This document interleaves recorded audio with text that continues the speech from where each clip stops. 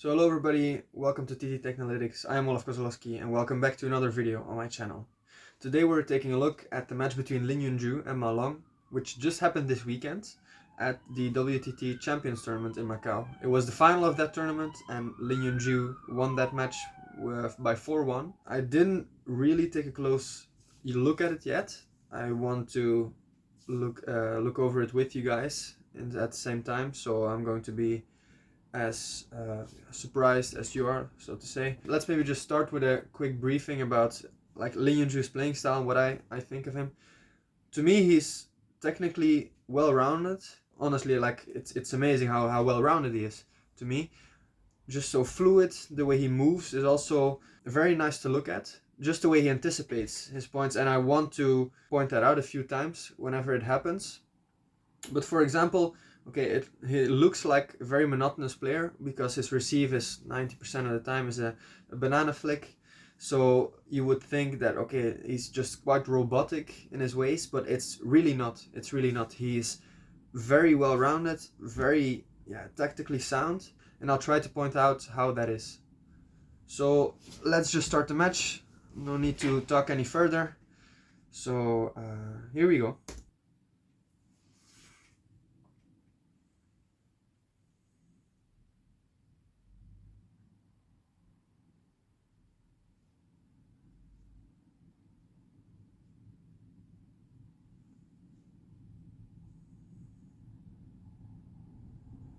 So what happens a lot with him is he is very backhand oriented. Lin Yun-Ju is very backhand oriented. So when he's being pushed in his long forehand and his deep forehand, then a lot of times what happens is his neutral position, it will lean a bit more towards his backhand. And you will also see the position of his legs. I'll show it one more time also here. The position of his legs is quite, let's put it this way. His left leg is a bit too much in front for him to play a decent forehand after the second or the third time that the ball comes in his forehand in a row. So this is his position now. This is the first forehand which he played. So it's quite the way it should be, basically. The way it should be. But then he's here. The right leg, it moved a bit back because he wants to wait for his backhand. So that's how his leg is standing now, his position. So all of a sudden it changed. It changed immediately. And see, then a lot of times what can happen is that he won't be ready for that ball, or he won't be in position for that ball. Now we just looked at the legs and the position of his feet. But now I want to show how his racket is standing between shots. So here we go. See, this is his neutral position for him. A lot of times this happens because not necessarily that's the cause of this, but you see it also occurring when he comes back from a backhand flick. He stands very much to the side of the table, to the forehand side of the table, because it's such good quality. So to play the ball really down the line, this backhand flick from Ma Long, it's not easy to do. So he knows that he can position himself a little bit more to the forehand side. But yeah, here you see it in the same way a little bit, that he's waiting a lot for his backhand, even when he's standing deep in the forehand corner. And now he will have to play another forehand, see, and yeah, that makes him a bit too late sometimes.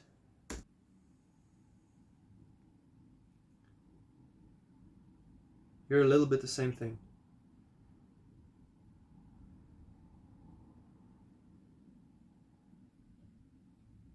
So if you can put him under time pressure there in the deep forehand, it's a good thing.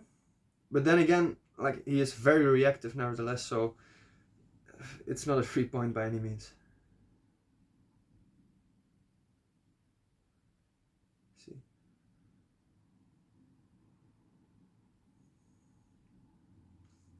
And this is what I like about him being very able with his anticipation, is that he knows whenever he's changing directions how to set himself up for a step around ball.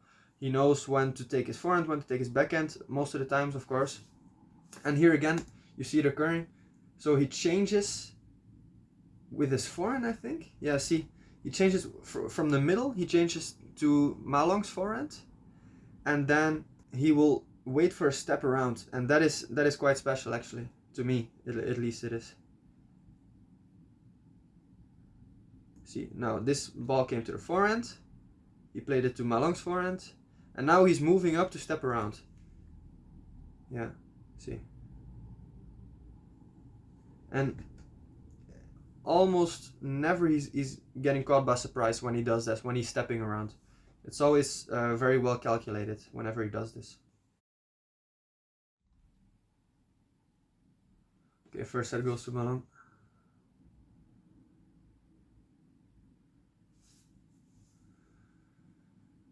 Okay, see at this point what I mean with him standing a lot in his forehand after this banana flick receive. If I were to suggest somebody about how to step out of a receive, I would advise people against doing this. And I'll show you now why that is. Why I would advise people against this. See, yeah? This is how he is standing after this backhand receive. And let's just forget the fact that he's standing completely in the forehand side, but also just the position of his feet. His left leg is standing way more in front of his right leg. And that has some negative repercussions sometimes, because it's hard to get back to your backhand without standing too much to the side. So if he were to move back now to his backhand, let's say hypothetically Ma Long was going to play this backhand down the line and Lin Yun-Ju had to move to his backhand, because he's standing already so much like this, he will move in the same way to his backhand and he will not stand directly behind the ball. He will stand like a little bit besides it, and that is a bad thing normally. And that not only comes from the way he's positioned now, but just mainly his feet. His feet, because his left leg is a little bit in front. But he doesn't have this problem so much because he takes his backhand a lot whenever the ball comes diagonal after his banana receive. And if you position yourself like this, and you're waiting for a forehand, then it's a little bit of the same problem. See, you cannot really push yourself off to your forehand like that in a good way, and you cannot really turn your body enough. Normally that is quite a technical error, but yeah, because it's not very likely that the ball will come down the line, and because he's standing more in the forehand side than in the middle, it works for him. I'm going to try to focus a little bit on Ma Long because I'm really centering this analysis on Lin Yun-Ju. I don't want to do that just only because he won.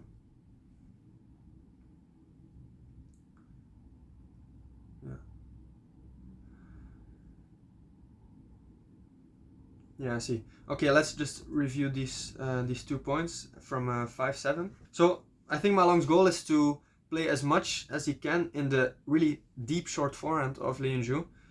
Again, because of the risk, the threat of his banana receive, his banana flick. And he did that well in this ball, in the first serve at 5-7. See how sharp it came?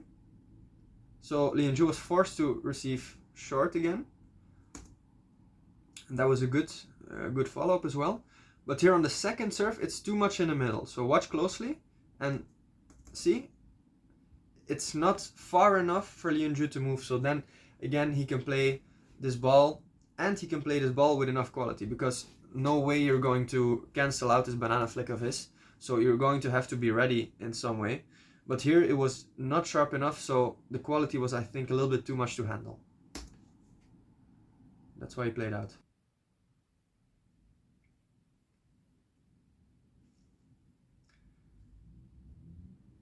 And here again, the step around is, yeah, it's nice. It's nice to look at. And not only see that ball here, try to pay some attention to how after this ball backhand down the line, how he's moving up to his forehand again to be ready for if the ball were to come diagonal. And that is what I mean with him. It's being so well anticipated. See, he's standing a little bit in the middle because the threat of Ma Long playing really sharp down the line is not so big. It's going to happen here, but it's not such a big move to make. It's a quite small step to just get yourself back into position for backhand. But he's standing a little bit in the middle because he awaits this ball to come into forehand, but it didn't. So now it's 1-1.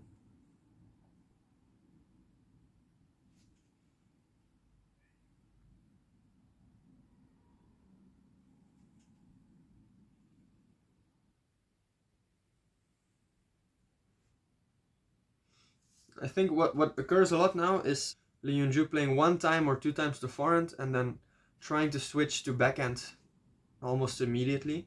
I think then again to get ready for a ball in forehand afterwards. I'm a little bit guessing, but it's a pattern which is reoccurring quite a few times over the last few points.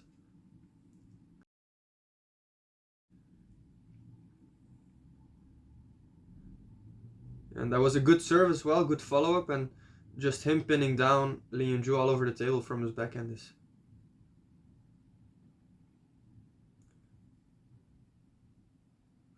good save. Good save. And maybe one more thing which is quite remarkable about Lin Yun-Ju is because the difference in quality between Ma Long's forehand and backhand, it's quite big. Not in a bad way, because if you look at how his ball in backhand, oftentimes it drops very quickly. Probably there's still a lot of rotation in it, but see the difference in timing and in speed, it's quite big. And nevertheless, he doesn't have so many problems with just staying in the rally and playing back and forth. So that is, I think, also something which should be noted.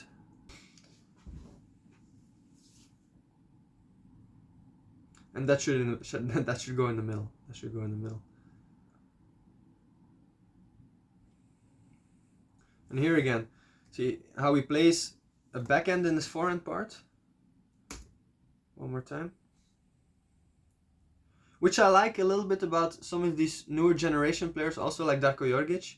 Okay, even though he missed his ball, I like that people like think a little bit outside of the box, such as here, because why not just play this ball in backhand if you're standing with backhand if you're standing there already? Why do you want to turn around and maybe even if it's not your best shot, then just because it's technically sound? See, I don't really like this principle of everything has to go by the book. 60% or 65% of the table is forehand, the other 35% is backhand, and you should stick by that. See, I don't like that sort of principle too much.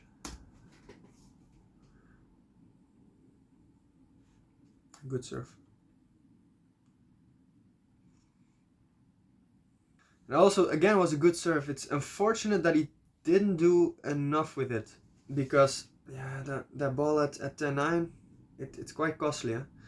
So good serve here in the middle and waiting for a step around as well. And here that ball down the line, but then he wasn't ready that Lin Yun-Ju was going to push long to his backhand, or I don't know what he was waiting for really, but he should have capitalized on that, not only with a counter spin.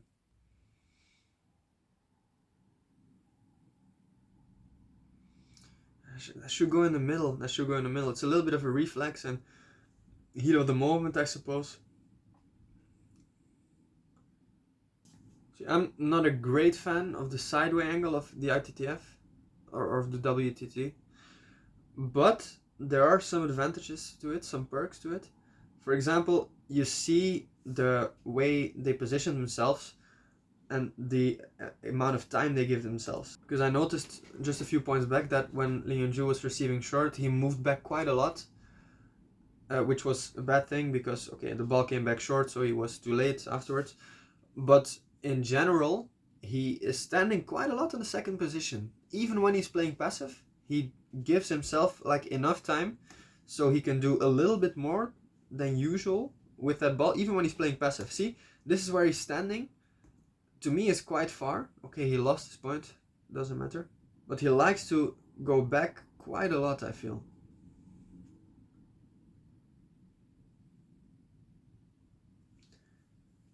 And it's also nice to see that, okay, even though he's a player with a lot of banana flicks as a receive, he isn't scared to step around a few times. Normally, people who do that all the time, coming in with banana flicks, they are very backhand oriented, but without stepping around even. And he does that though.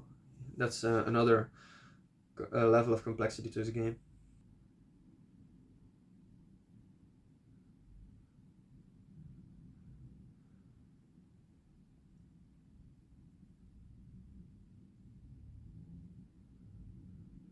See those step arounds there? Dangerous. And here again he did it one more time. See, and it's never too late. He doesn't move so explosively, but he's not too late just because of the way he anticipates here. So I'll try to slow down the rally a little bit. So I'll put it at half speed. So here he's stepping around, moving up to his forehand, waiting there, and see, that is not bad at all. Here again, moving up, and he was going to step around.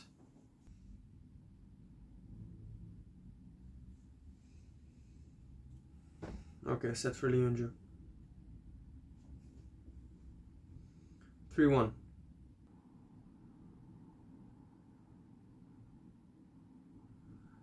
And that ball didn't come enough to the middle. I think Ma Long wanted to start in the middle, like he wants to do here now. See those two backhands in a row? They came a little bit in the middle because in the corners at the moment he's a bit too strong. 2, 1, 2 to the middle. Yeah.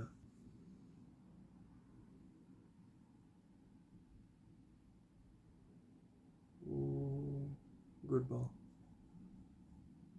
Good recovery.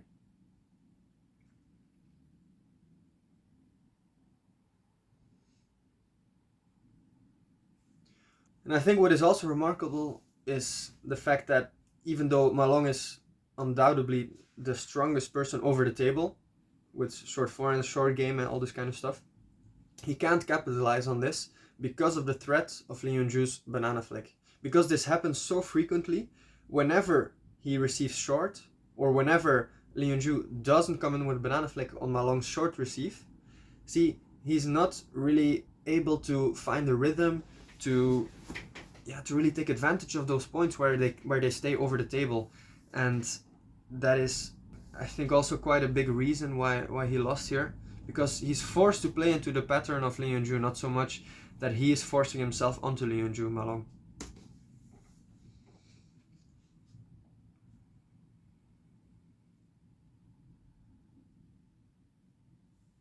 And he doesn't step around so much in this match, Ma Long.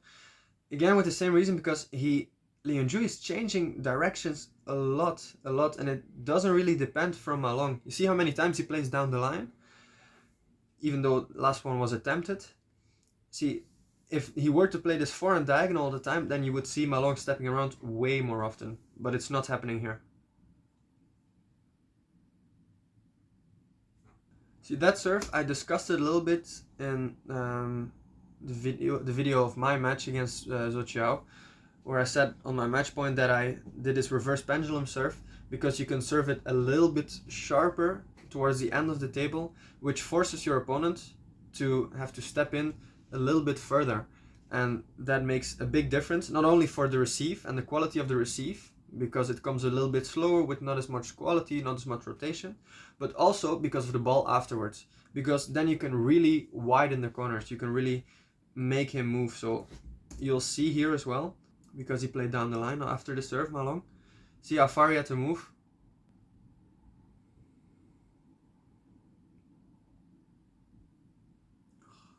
Good recovery. Also a really good serve. Like a long serve on 9-9, not too many people dare to do this. See, now he stepped around. It was smart. It was very smart. That was good. It was good that he this sequence of pushing long to the backhand and then waiting for a counterspin diagonal. Something I discussed a little bit in one of my videos, but you see, also because he stepped around, that going diagonal again with his counterspin was the right thing to do, because let's show it one more time. You see Ma Long trying to recover after this first ball when he stepped around. So here he wants to close the table after this ball, because he knows that, okay, the ball can come down the line, I have to get back into position, I cannot just stand here. So he's moving to the other way. But then, because Lin Yun-Ju played this ball diagonal one more time, see, he was not ready for that, and it's hard to play a backhand after having stepped around. This sequence of playing forehand, stepping around, and then moving back, and then again a backhand, it's not something which you expect quite a lot. So he was caught off guard here. And to the middle is a very good place to do. It was a nice change of tactics, yeah. So yeah, that was a match I discussed. I think maybe I focused a little bit too much on Lin Yun-Ju, just because I mean there's a lot of things to say about him, and it's nice to talk about him in a way because it all looks so monotonous, so yeah, not one-sided but one-dimensional, just all the time speed, playing aggressive, trying to be active yourself. But there's a little bit more to this. And just the way he is anticipating in the passive game, whenever he's playing himself, the way he steps around, the way he moves up a little bit to the backhand or to the forehand accordingly, that is something which is, yeah, I mean, he just plays so very, very fluid, very natural, which I think why he has such a high ceiling, which is, to me, he is a much bigger threat than Harimoto. I want to make a video on Harimoto also, just going into detail about him and why I think there are a little bit some technical limitations to his game, and I don't see those with Lin Yun-Ju. I mean, there are some. For example, when we discussed in the beginning of the match that sometimes for him he's standing a little bit too much to the to the backhand with his neutral position, which makes him sometimes being caught off guard with when the ball comes into forehand. Nevertheless, his way of feeling the game, even against an opponent who changes up so many things like Ma Long, is very good. And you see also, I pointed it out a little bit earlier, about Ma Long not being able to capitalize points over the table is just such a testament to Lin Yun-Ju and how strong he is with his backhand flick, with how strong he is with pressuring his opponent and making him adapt to his own game. Not Lin Yun-Ju trying to adapt to his opponent, but the other way around. So that was the video. I made it a little bit shorter. I hope you liked it nevertheless, and if you have something else you want to add on to that, then please let me know. Please comment something down below. So again, thank you very much for watching, and hopefully I will see you next time.